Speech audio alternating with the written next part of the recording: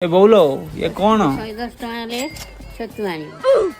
110 टंकार छतु माताश्री कथा शुणी मोर 19 टंकिया गैरेज रु बाहन टाकू प्रथमे मु काढ़ीदेली आउ मोर गैरेज टाकू देखुछन्ती तो अंबानी भी आगरे पूरा फेल आउ सांग माने गरम टा केमती होउची देखुछन्ती ना पूरा फटे दउची माने हां सेटा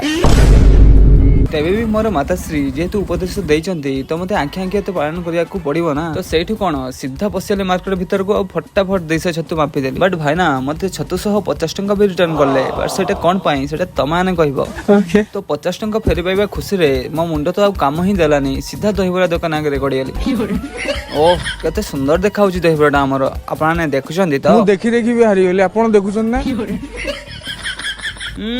जेमते टेस्ट मु करूची निजको जे भाबी दउची आ गोटे बड्ड फूड ब्लॉगरटा प्लेटा फुल करके आनथली पेट पुरिलानी पुणी डबल मागते पळी आसले कोन मागणा खाउची कि 30 टंका पे करूची परा आउरी खाई